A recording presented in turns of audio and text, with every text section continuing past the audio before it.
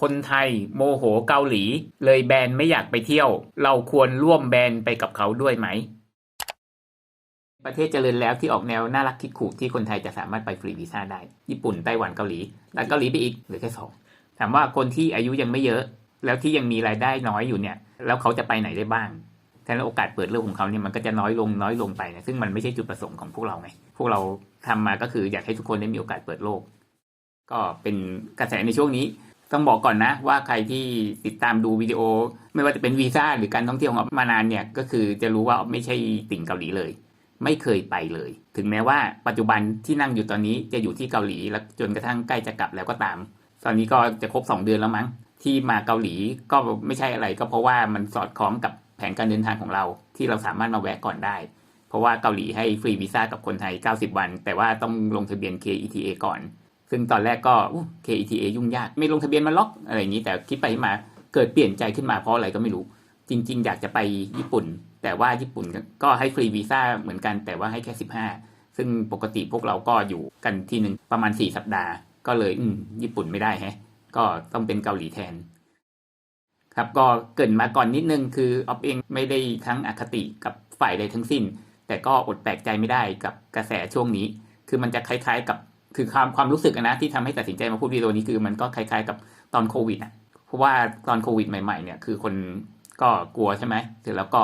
ไม่กล้าไปเที่ยวต่างประเทศเพราะว่ากลัวจะเอาเชื้อกลับมาคือเราเองตอนแรกก็เป็นก็กลัวโควิดแต่ว่าพอสักพักหนึ่งผ่านมาหลายเดือนก็เริ่มรู้สึกตัวก็เลยบอกว่า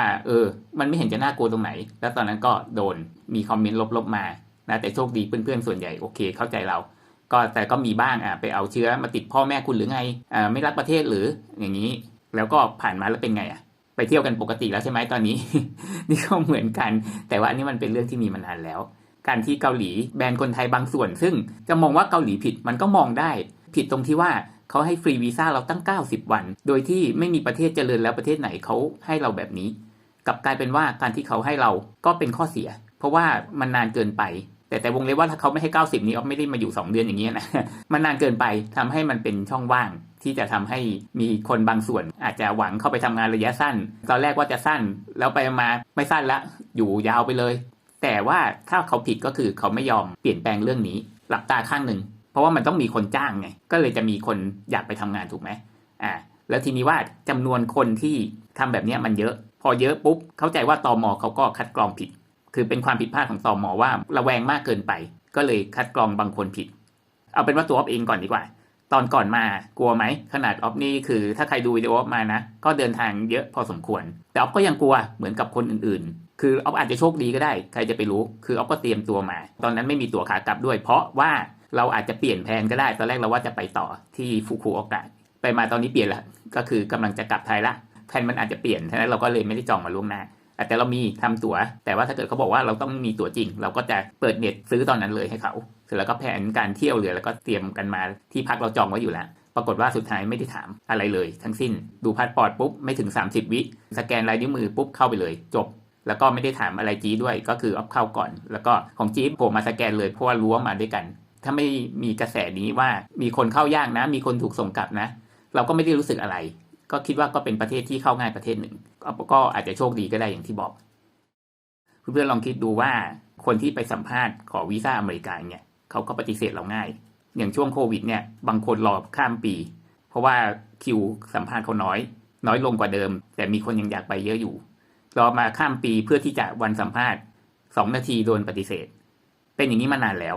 เราก็ยังไม่ได้มีดราม่าอะไรถูกไหมส่วนเรื่องนี้ก็เป็นอย่างนี้มานานแล้วอาจจะมีคนดังบางคนไปโดนถามว่าคนไทยที่ไปเข้าเกาหลีเนี่ยปีนึงมีสักกี่คน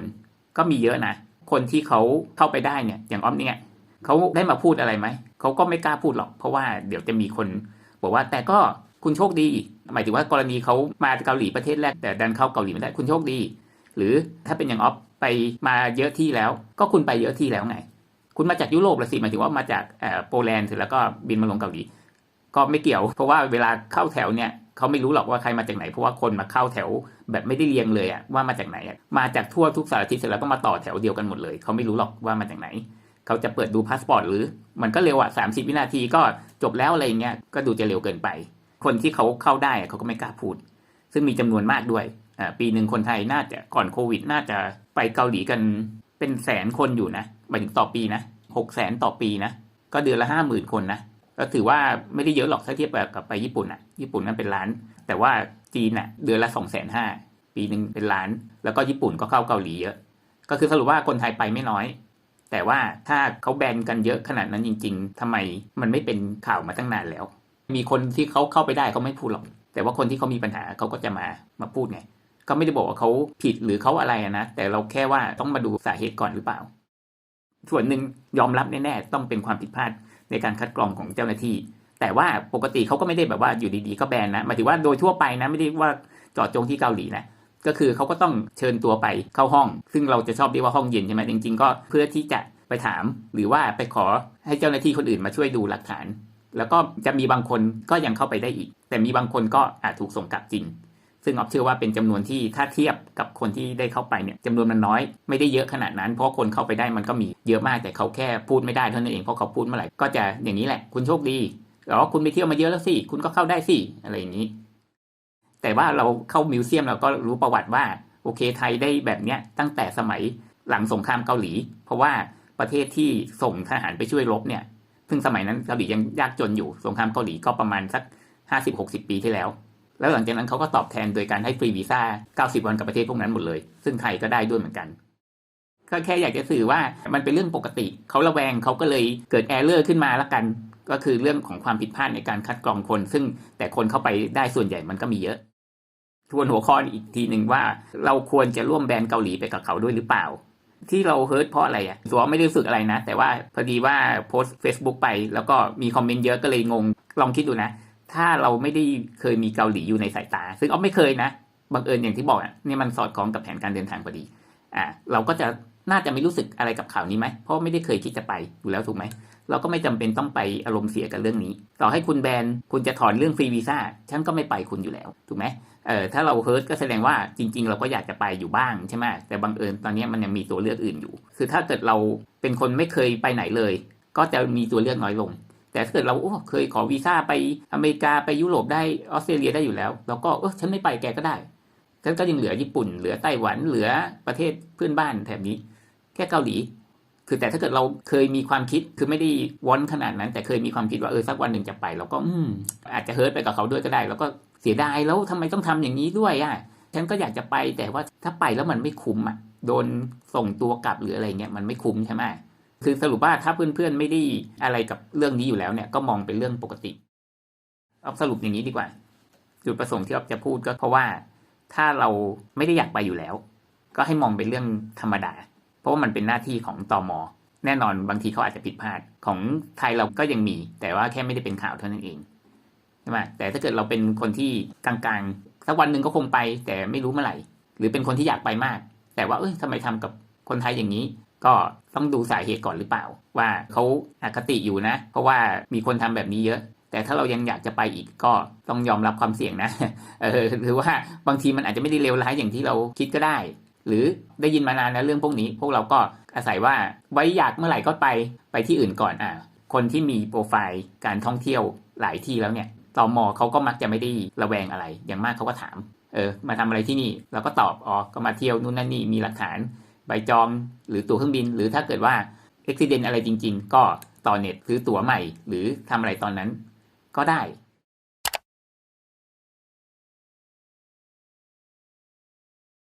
เพราะเป็นว่าถ้าเกิดเราอยากแต่ยังอยากไม่มากก็ไว้คิดทีหลังไม่ต้องไปอะไรมากแต่ถ้าเกิดว่าอยากเดี๋ยวนี้ตอนนี้เลยก็ทำใจเตรียมตัวหาทางลดความเสี่ยงสารพัดวิธีแต่ถ้าเกิดไม่อยากเลยชีวิตนี้คงไม่ได้ไปก็ปล่อยผ่านถามว่าเราแบนคือไม่ได้เข้าข้างเขาในอย่างที่บอกนะว่าไม่ได้เป็นติ่งเกาหลีเพื่อนๆลองถามตัวเองนะว่าวันนี้ถ้าเราแบนนะเราแบนเขาเพราะอะไร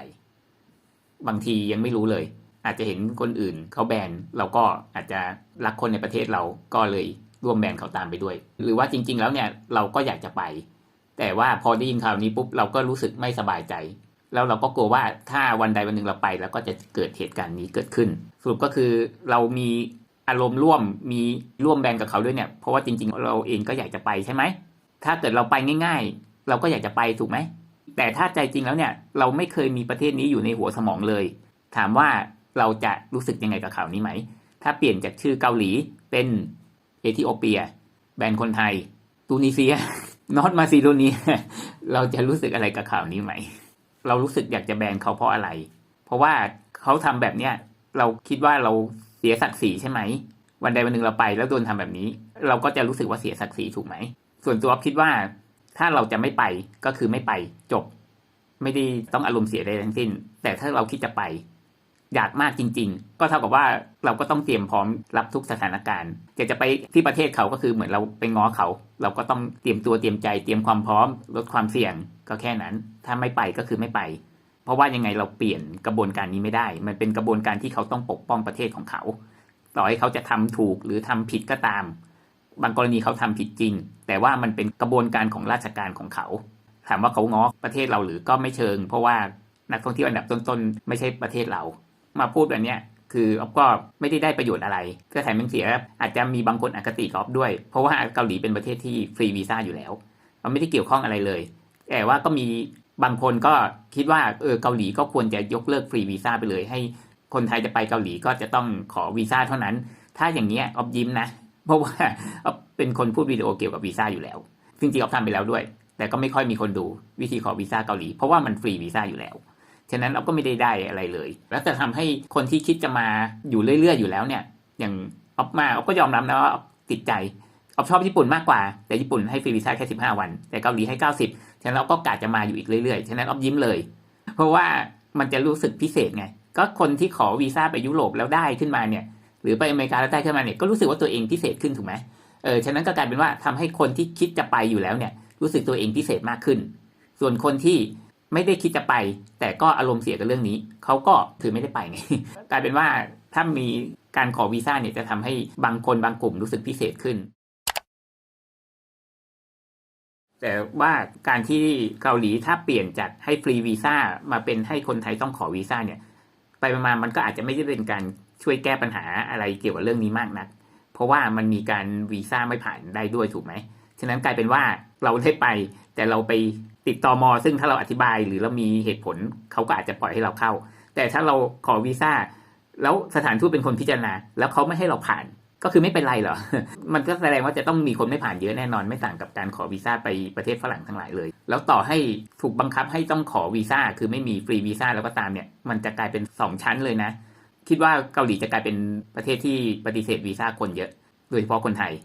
นี่คือชั้นที่1ต่อให้วีซ่าเราผ่านแล้วก็จะมีโอกาสไปติดตม.ได้อีกรอบนึงอยู่ดีเพราะว่าตม.กับสถานทูตนี้เขาคนละหน่วยงานกันฉะนั้นเขาจะทำงานแยกกันไม่ใช่ว่าวีซ่าผ่านแล้วปุ๊บแล้วคือแม้กระทั่งของยุโรปเนี่ยเขาก็จะมีใบแนบเลยว่าการได้วีซ่าก็ไม่ได้หมายความว่าคุณจะสามารถเข้าประเทศได้ก็เป็นดุลพินิจของเจ้าหน้าที่ตรวจคนเข้าเมืองฉะนั้นจะกลายเป็น2ชั้นเลยจะมีบางคนบอกว่าถ้าวีซ่าไม่ผ่านก็ยังดีกว่าจองโรงแรมซื้อตั๋วเครื่องบินไปแล้วก็ไปติดตม.ที่นั่นอันนั้นก็จะไปถึงที่นั่นแล้วไม่ได้เข้าก็จะกลายเป็นเสียค่าใช้จ่ายตรงนั้นไปเลยฉะนั้นมาขอวีซ่าก่อนซึ่งเกาหลีเขาก็ไม่ได้คิดค่าธรรมเนียมวีซ่ากับคนไทยอยู่แล้วฉะนั้นถ้าไม่ผ่านก็คือไม่ผ่านก็ไม่ได้เสียอะไรเลยก็แล้วแต่เหมือนกันเพราะว่าอย่างที่บอกคือถ้าต้องขอวีซ่าก็จะเป็นหน้าที่ของอ๊อฟที่จะสามารถพูดข้อมูลตรงนี้ได้เลยใช่ไหมแล้วก็ถ้าเกิดใครผ่านก็จะรู้สึกพิเศษมากขึ้นอ๊อฟก็จะยิ้มเลย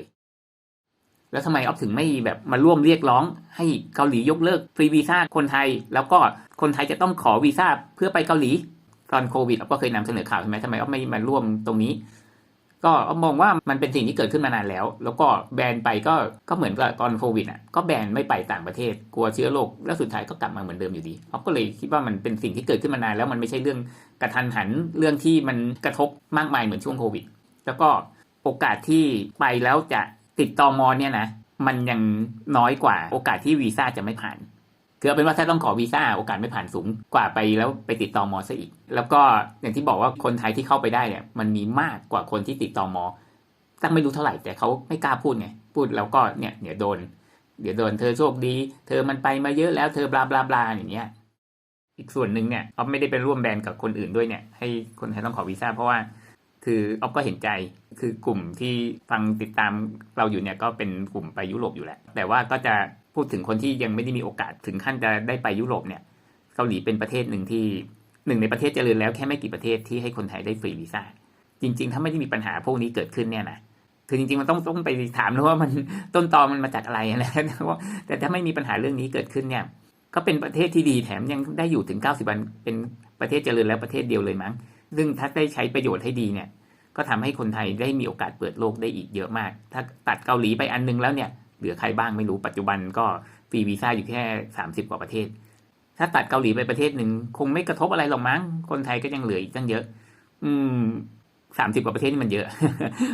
มาเทียบกับประเทศอย่างที่เขาได้100 กว่าประเทศเนี่ยนะแต่ว่าถ้านับแค่ประเทศแนวเอเชียที่เจริญแล้วเนี่ยนะซึ่งมันก็มีอยู่แค่ไม่กี่ที่หรอกญี่ปุ่นเกาหลีไต้หวัน